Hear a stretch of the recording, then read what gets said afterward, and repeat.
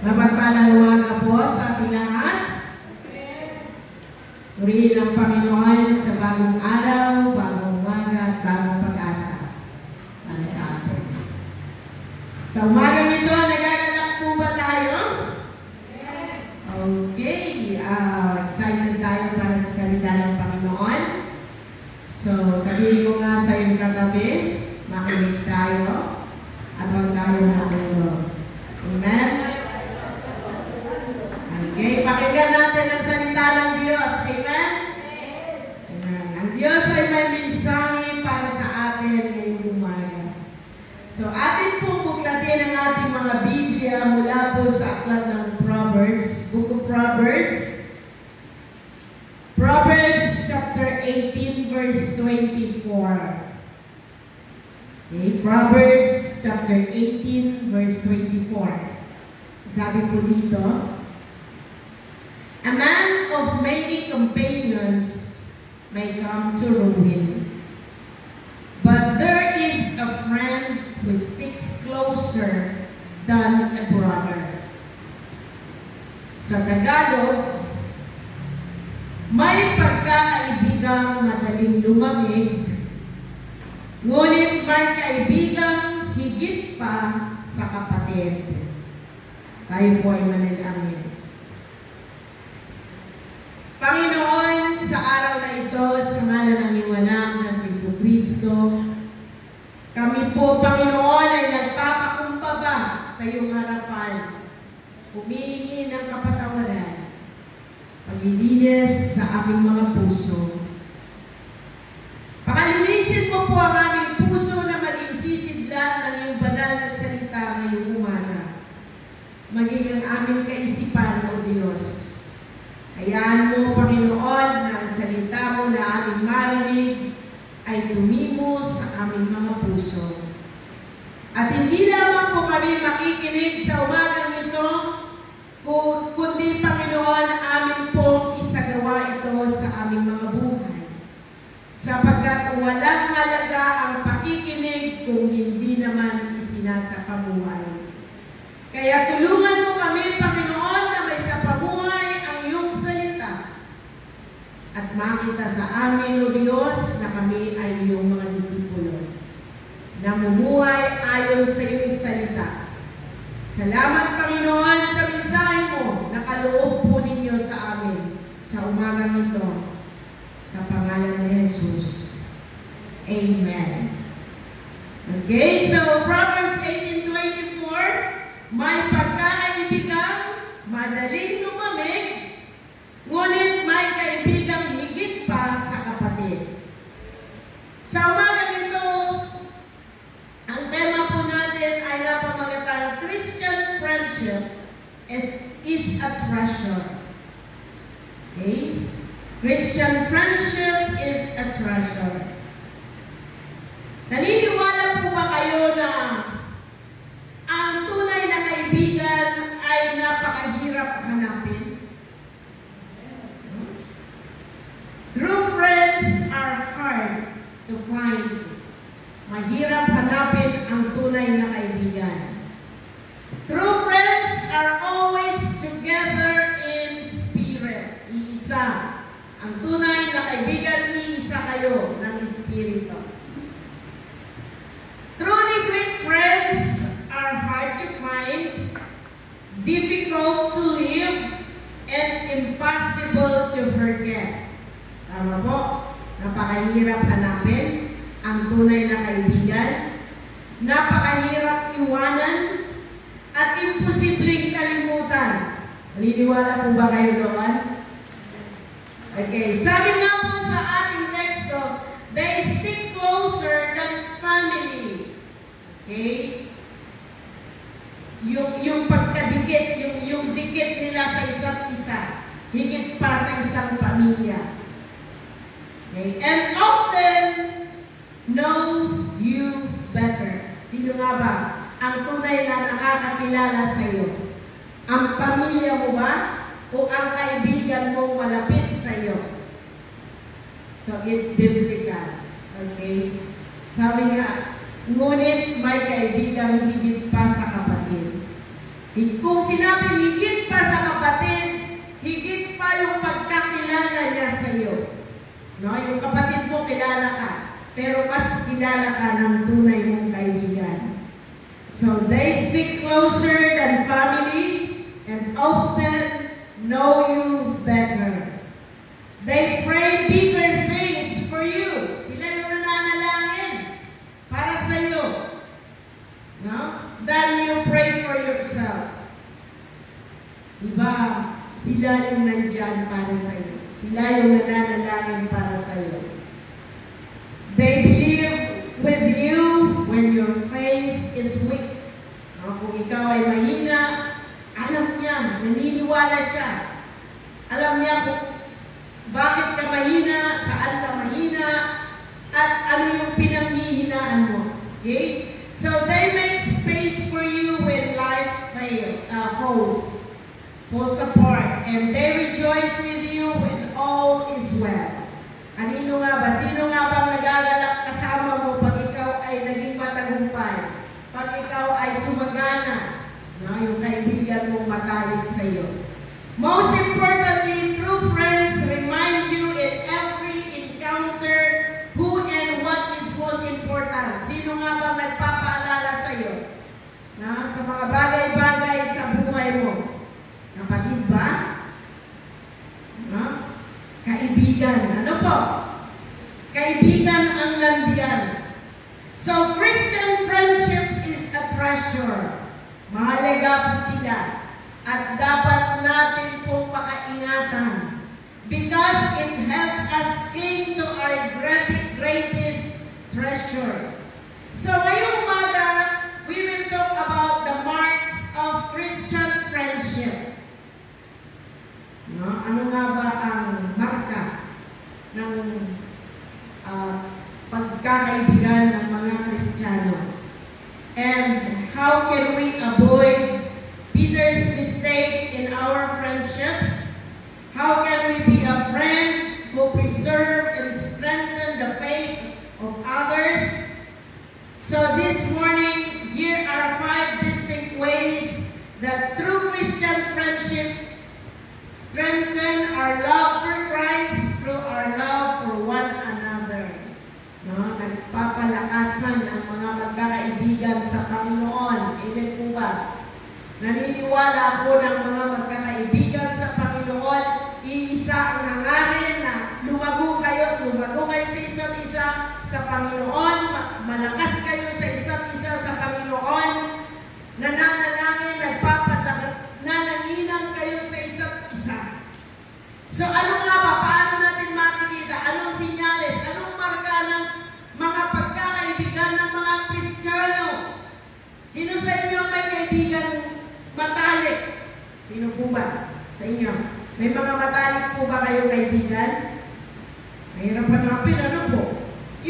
Yung pagiging Kristiyano yung dalawa ay iisa ang hangarin nyo, kundi maglingkod sa Panginoon, kundi magpalakasan kayo, magpanalanginan kayo. Sinong mayroon sa inyo? Wala? Wala? Hirap hanapin, ano po?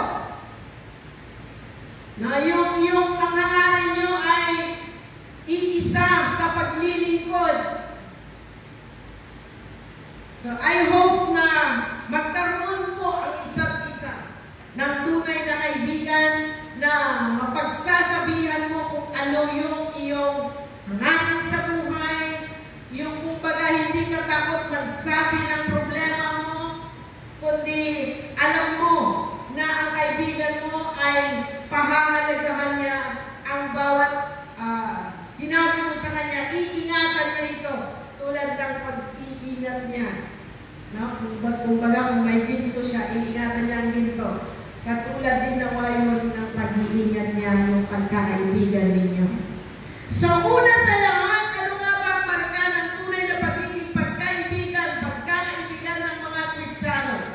Number 1, true friends heighten our joy in God. Heighten. Okay? Ang tunay na kaibigan ay nagpapataas. Okay? Heighten, nagpapataas ng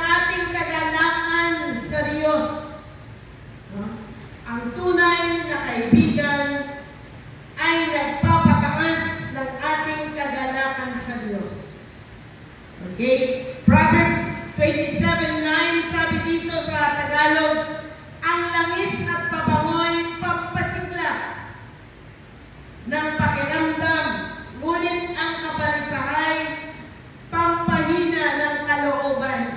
Okay? So, kumbaga ang isang kaibigan, ito ay nagbibigay ng yung kumbaga nire-remind niya, nandyan siya, na pag ikay nalulungkot, nandyan siya para sa iyo, para ikay pasiyahin.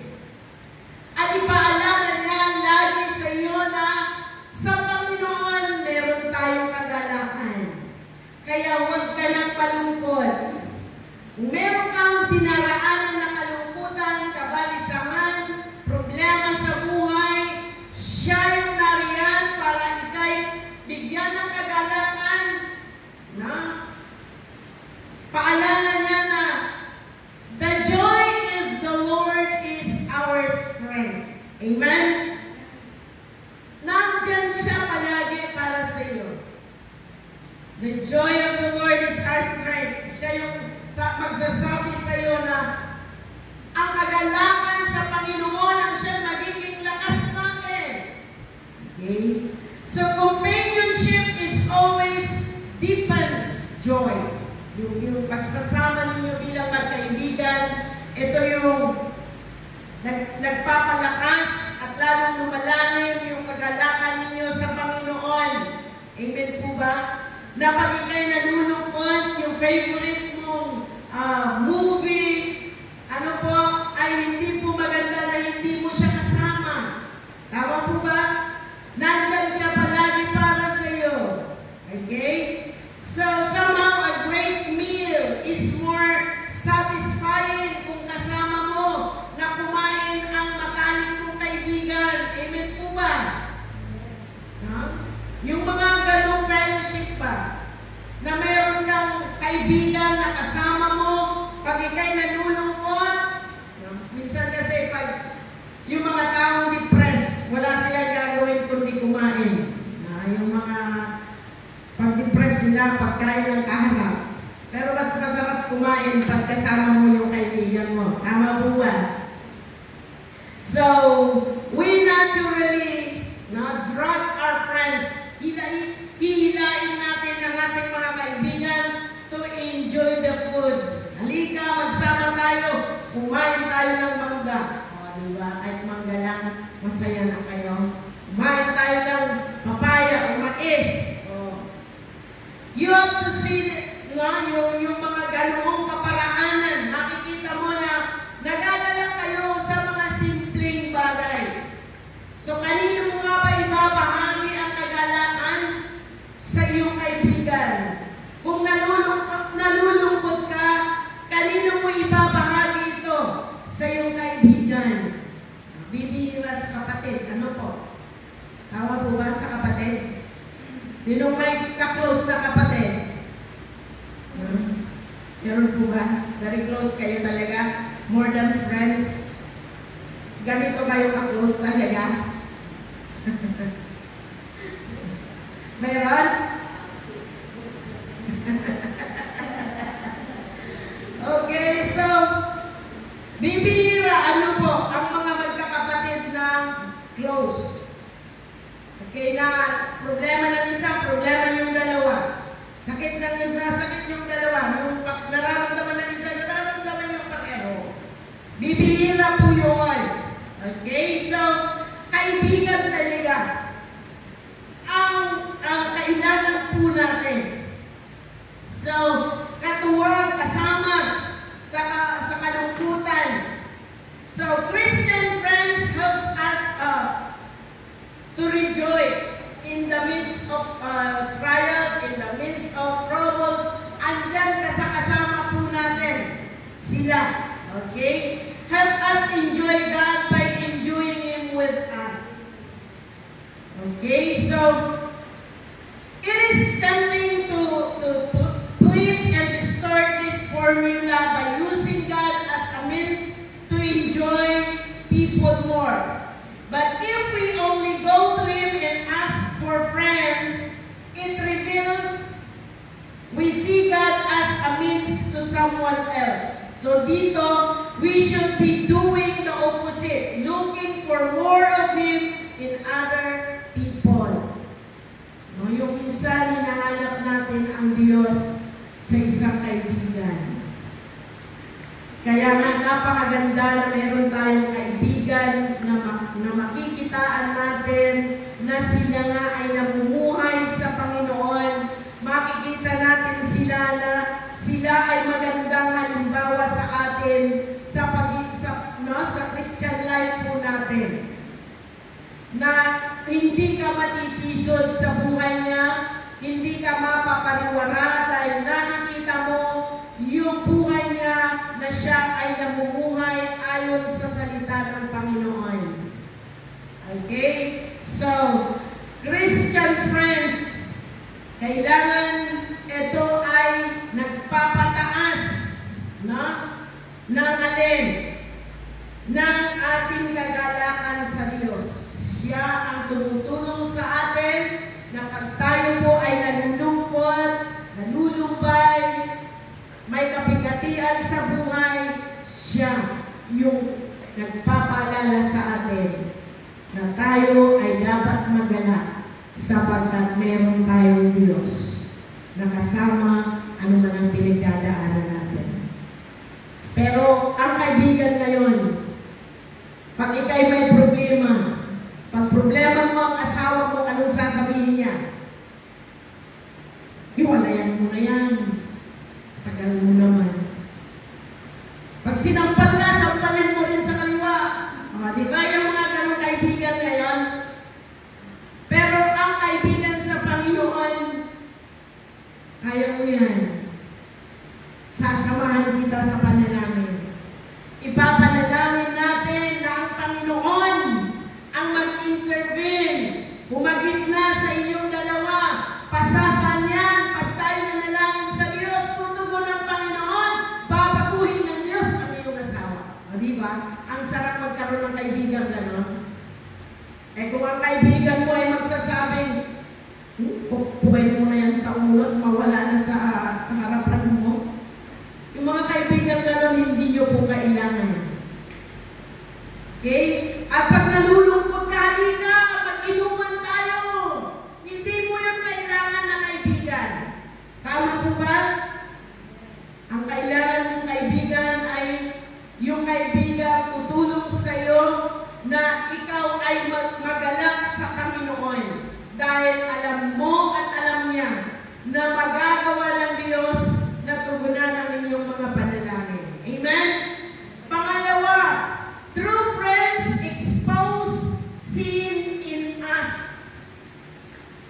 True friends expose sin in us that keeps us from God. Okay? Expose sin in us that keeps us from God. Ano po ang ibig sabihin dito? Ang mga tunay na kaibigan ay naglalantad sa atin ng kasalanan na naglalayo sa atin sa Diyos. Okay? Naglalantad sa atin ng kasalanan. Na pag tayo ay nagkamali, pag tayo ay nagkasala, sasabihin niya ito na kahit masakit sa ating pandinig. Alam mo, nagkamali ka. Mali iyang ginagawa mo. Kailangan mong magpakumbaba sa Diyos at humingi ng tawad. Yun ang sasabihin ng isang tunay na kaibigan. Amen po ba? Hindi niya hahayaan, sige lang, magpariwara ka. Hindi niya sasabihin po yun.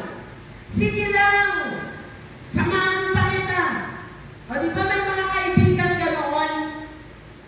Kaya nga po, maging maingat tayo sa pagpili ng kaibigan. So, ang kaibigan na tunay ay naglalantad sa atin ng kasalanan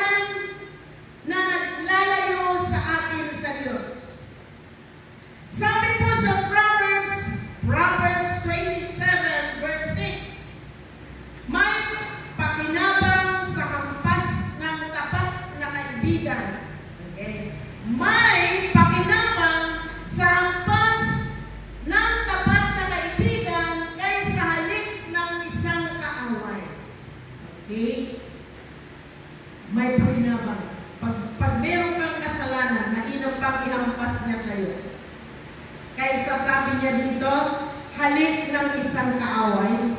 Hinahalikan the Judas kiss, sabi pa natin sa Bible, Judas kiss ang tawag na. Kahit na nagkamali ka, wala lang sa kanya, hinahalikan ka pa niya, na kahit malalim ng kasalanan ito, tinatapik-tapik ka pa. May mga ganoon. Ano po? Hindi yung tunay na kaibigan.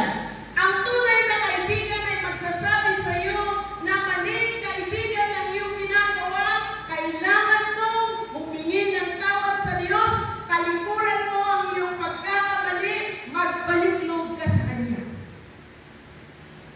Tama? Minsan kasi kakampihan ka pa na kahit mali na yung ginagawa mo, kakampihan ka. No? Kahit, alam mo, may mga Kristiyano pong ganon.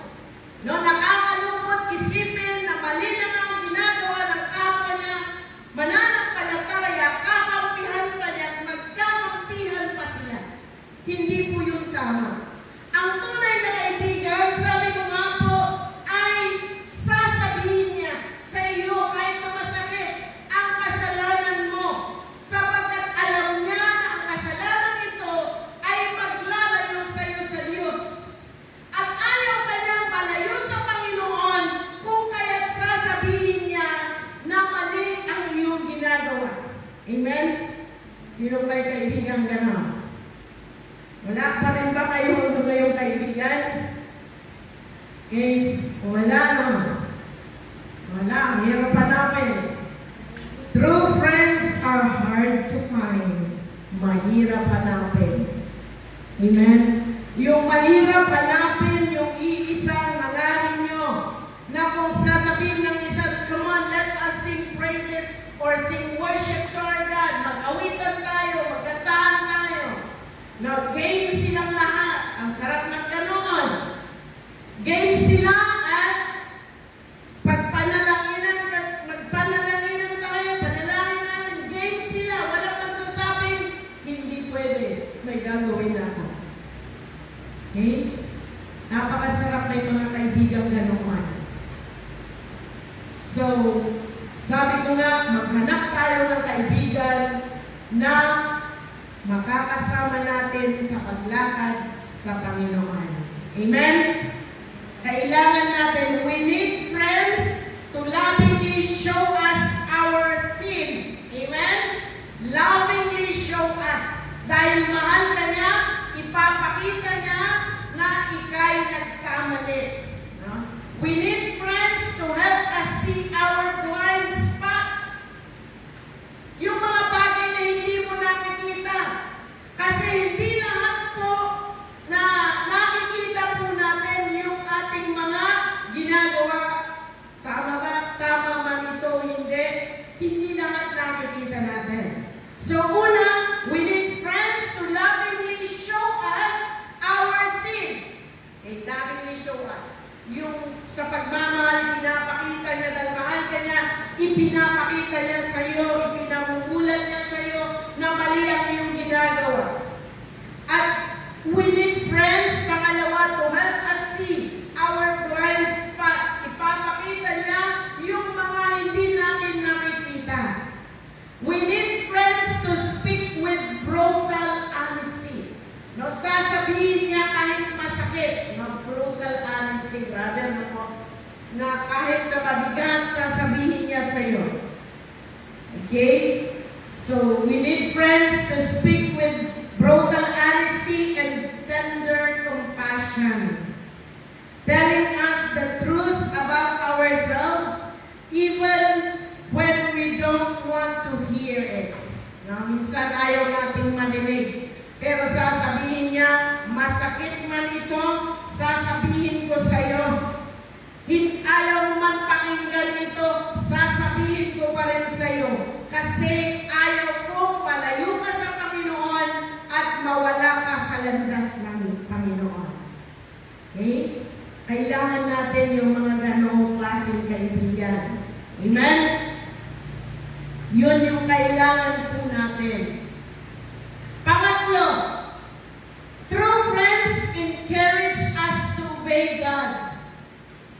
Ang tunay na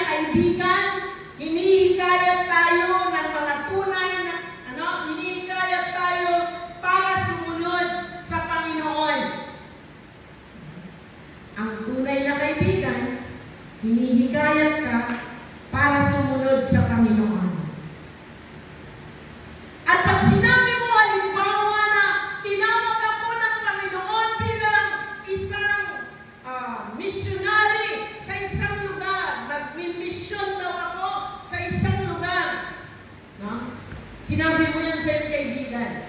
Halimbawa, alam niyo po na mayroong kaibigan dahil mayroon talaga namang possessive na kaibigan. Pag sinabi mong tinawag ako ng Panginoon sa isang lugar, ang sasabihin ng iyong kaibigan, huwag kang pumunta doon. Ang layo-layo. Hindi mo kilala ang mga tao roon. Wala kang mapapala doon. Pero alam niyo po, pag ikay may tunay na kaibigan sa Panginoon at sinabi mong tinawag ako ng Diyos, sasabihin niya sa iyo, God bless you, my dear friend. Humayo ka at samahan ka nawa ng banal na Espiritu. Yun po ang tunay na kaibigan. O di kaya sasabihin niya, kaibigan, hindi ako magiging hadlang sa iyo sa panawagan ng Diyos sa iyong buhay. Sige, sumunod ka sa Panginoon. I give you my blessing. Diba? Yun ang tunay na kaibigan. Hindi ako magiging hadlang sa panawagan ng Diyos sa iyong buhay. Umayo ka at samahan ka ng banal na Espiritu. Amen? So, ang tunay na kaibigan ay tutulungan ka para sumunod sa Panginoon. Friend, andito lang ako. Beshi, andito lang ako. Hindi mo man kakilala ang mga taong darating mo doon.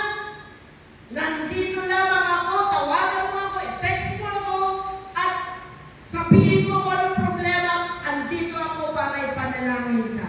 Amen? Amen po ba? So, pagkaroon ng kaibigan mo, di ba nakaka-excite na sumunod sa Panginoon? Nakaka-excite ang maglingkod sa Panginoon? Walang takot yung pagsunod mo sapagkat alam mo na meron kang kaibigan na handang manalangin sa iyo. Amen po ba? Amen? Salamat sa Panginoon sa mga ganoong kaibigan. Napakasarap isipin yung mga ganoong pangyayari sa buhay ng mga magkakaibigan. Alam niyo po, nung namatay po ang aking asawa, yung mga kaibigan ko po sa US, sabi nila, huwag ka munang umuwi. Hindi mo pa kaya. Marami kang marami kang tupa na aalagaan at kailangan ka nila. Sabi nila sa akin noon. Pag alam na namin handa ka na, papayagan ka na namin umuwi. So, wala silang ginawa sa akin kundi ipanalangin ako araw-araw. Ilihans ako, ipanalangin ako araw-araw. Dahil gusto nila pagbalik ko sa Pilipinas, malakas ako spiritually and physically. Yun po ang ginawa nila sa akin. Yung nakakamiss po yun na mayroong mananalangin sa iyo na ipapanalangin ka at mararanasan mo yung presensya ng Panginoon. Masarap po na magkaroon ng kaibigan na tunay na Kristiyano, nagmamahal sa Panginoon.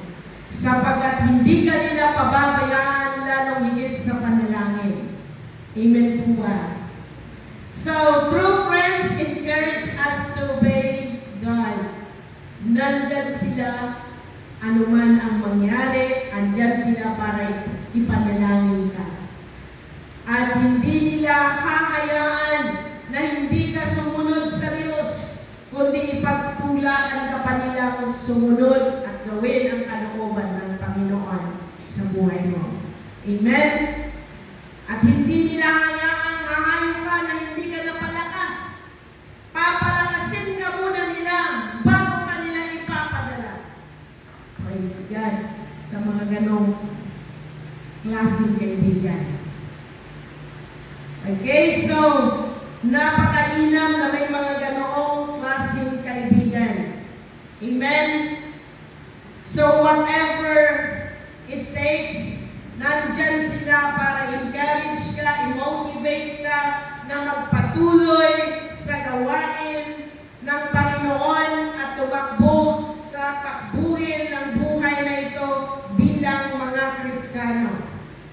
Amen? Ang kaibigan ay nariyan para sa iyo. Pang-apat,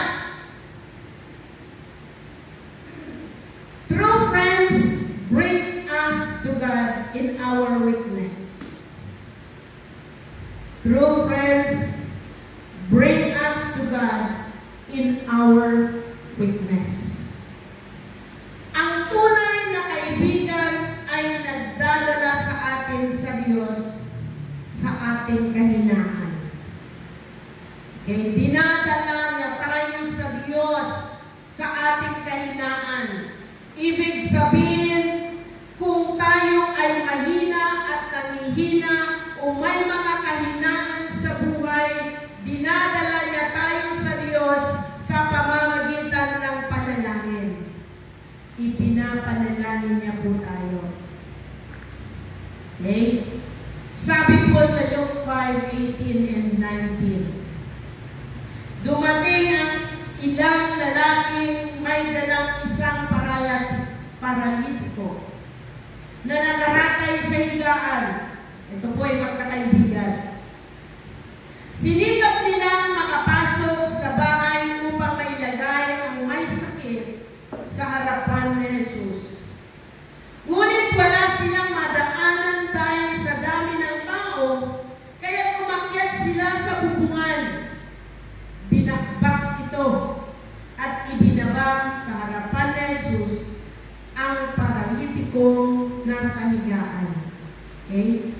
So dito makita natin na may mga magkakaibigan at isa sa kanila ang may karamdaman. Dinala nila kanilang kaibigan sa Panginoon. Okay? Ang Panginoong Jesus ay nasa isang tahanan.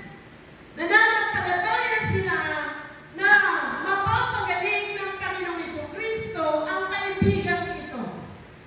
Ngunit sa dami-dami ng tao, hindi nila may pasok ang kanilang kaibigan para madala sa harapan ni Jesus at may panalangin ni Jesus ang kaibigan ito upang gumaling sa kanyang karamdaman. Okay, magkakaibigan. Dinala nila yung kanilang kaibigan kay Jesus. So sabi ko nga, dahil sa dami ng tao, hindi sila makapasok. Pero alam niyo po, binigyan sila ng wisdom ng Lord. Anong ginawa nila? Umakyat sila sa bubungan. Okay, ang bubungan ng panahon na yon, yung bahay parang flat na ganyan, yung mga bahay noon sa Middle East, nagawa ng mga putik, no? Nilagyan ng bubong at putik yung mga ginawa yung clay, okay? Yung mga ano nila. So, anong sabi dito? Binakbak. Umakyat sila sa bubungan at binakbak nila ang bubungan at doon ibinabase yung kanilang kaibigan sa harapan ni Jesus. Grabe, ano po? Na sila mismo ang gumagawa ng paraan para mailapit ka sa Diyos. Ganon ang kaibigan kailangan po natin. Kaibigan, dadalhin ka sa oras ng pangangailangan, dadalhin ka sa Panginoon. So, pinitpit nila ang paralatikong kaibigan po nila at dinala sa Panginoon. Imagine po, sa bubungan nila, ibinaba ang nakaratay na kaibigan at doon nakita ni Jesus na ipanalangin, pinagaling ng Panginoon. Ipinanalangin ng Panginoon at napagaling sa kanyang karamdaman. Diba? Kaibigan ang nagdala sa kanya. Mga kaibigan ang nagdala sa kanya, sa Panginoon, upang mapagaling siya sa kanyang karamdaman. Kaibigan ang nagbantay, no? Sa kanya, nagdala sa kanya sa Panginoon. Ang sarap isipin na mayroon tayo mga kaibigan ganoon. Kung meron na po kayo. Praise God sa mga kaibigan ganoon. So sa ating mundo pinagaganoon,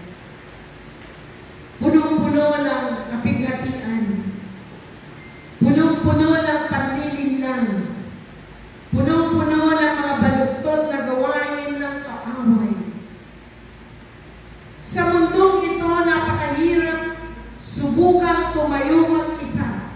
No? Napakahirap tumayo mag-isa. Mag-isang dalhin ang bigat ng kasalanan. Mag-isa tayong nasisiraan ng loob at napapagod. Mag-isa tayong tumatayo sa ating pananampalataya. Napakahirap, ano po? Maging katulad po nawa tayo.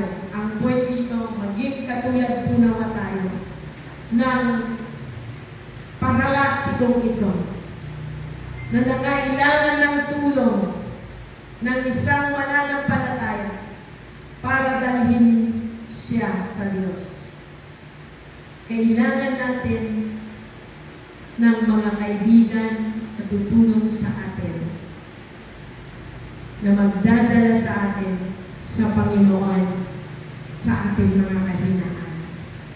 Amen? Amen po ba? Kailangan mo ng kaibigan. Tunay na kaibigan na sa oras ng pangangailangan, nariyan siya para tawagan mo at dalhin ka sa Panginoon sa pamamagitan ng panalangin. So how can we bring others to God? We listen to a friend confess a hidden sin and wash her with the truth that Christ has cleansed her and made her whole. Ang isang kaibigan, tinutulungan siya sa kanyang mga kamalian, sa kanyang kasalanan. Tinutulungan siya para linisin siya sa pamamagitan ng salita ng Panginoon, yung katotohanan mula sa salita ng Panginoon. Amen? Kailangan po natin ng isang kaibigan na magdadala sa atin sa Panginoon. Amen po ba? Dalhin natin sila sa panalangin kung tayo yung kaibigan. Patuloy natin silang palakasin sa kanilang mga kahinaan. Patuloy natin silang samahan sa kanilang pangangailangan. At tulungan sila na huwag mapalayo sa Panginoon. Ngunit mapalapit lalo naman ang ating mga kaibigan sa Diyos na manlilikha. Panglima, the last but not the least, ang mga tunay na kaibigan ay mamahalin tayo para sa ikaluluwalhati ng Diyos. True friends love us for the glory of God. True friends love us for the glory of God. Bakit tayo mahal ng ating mga kaibigan? Sapagkat alam nila, pag ginawa nila ito, malulugod ang Diyos sa kanilang buhay. So, ginagawa nilang magmahal sa kanilang kaibigan dahil alam nila, ito ay kagalakan ng Panginoon, ito ay kalugod-lugod sa Kanya. So, ang tunay na kaibigan ay mamahalin ka para sa ikaluluwalhati ng Diyos. Sarap isipin, no? Sabi nga sa 1 Corinthians 10:31, kaya nga, kung kayo'y kumain, uminom, o anuman ang ginagawa ninyo. So dito, tingnan natin, anuman ang ginagawa ninyo. Magmahal man sa kaibigan, anuman ang ginagawa ninyo. Gawin ninyo ang lahat sa ikaluluwalhati, ikararangal, ikapupuri ng ating Diyos. Amen? Nalulugod ang Diyos sa mga kaibigang nagmamahal sa atin, sapagkat ginagawa nila ang lahat ng ito para sa ikaluluwalhati ng Panginoon. Ikaluluwalhati ng Panginoon. Amen. Praise God for friends. Salamat sa mga kaibigang may pusong magmahal na ginagawa nila ito dahil mahal nila ang Panginoon at nais nilang maparangalan ang Panginoon sa kanilang mga buhay. So sabi nga dito, ano man ang ating ginagawa, kumain o uminom, o ano man ito, magmahal man sa kaibigan, gawin po natin na ito ay ikararangal ng Panginoon. Okay? So, ano nga ba ang idea ng mundo sa pagkakaroon ng kaibigan? Okay? Ang idea ng mundo, sasabihin nila, I can't live without you. Yung kaibigan mo, yung makamundong idea ng pagkakaroon ng kaibigan, hindi ako mabubuhay nang wala ka, sasabihin po nila. Pero ang pagkakaibigan sa Panginoon, no? Hindi pansarili, kundi para sa karangalan ng Panginoon. Hindi ito possessive, kundi sila po ay nagmahal ng buong puso dahil ginagawa nila ito sa Panginoon. Amen? Kaya huwag kayong magtaka kung bakit mas closer pa yung magkaibigan kaysa sa magkapatid. Kasi it's biblical, di po ba? Anong sabi niya sa ating teksto? Na may pagkakaibigan madaling lumamig, ngunit may kaibigan higit pa sa kapatid. Higit pa sa kapatid. Biblical po ito. Amen po ba? Biblical. Na higit pa sa kapatid ang turingan ng mga magkakaibigan ito. Yung tunay na pagkakaroon ng kaibigan, true friendship, higit pa sa kapatid, ang turingan po nila. Amen po ba? Sarap magkaroon ng tunay na kaibigan. I hope at panalangin ko na kayo rin ay magkaroon ng tunay na kaibigan na matatakbuhan sa oras ng inyong kahilangan. Sa oras ng inyong pangangailangan. No? Amen po ba? Amen? Praise God. So, we certainly need to encourage and affirm one another. But Christian friends should be far more focused on God's weight and significance, not their own or their friends. Yung kahalagahan nito sa Panginoon. Mahalaga sa Panginoon. Yung pagkakaibigan ng bawat isa. So, praise the Lord sa umagang ito. And I hope na nakapulot po tayo ng aral kung paano tayo pumili ng kaibigan. Yung kaibigang kaisa mo sa Espiritu. Yung kaibigan, yung kagalakan mo ay siya rin niyang kagalakan. Amen? Yung kaibigan na sa oras ng panalanginan, ang puso din niya ay mananangin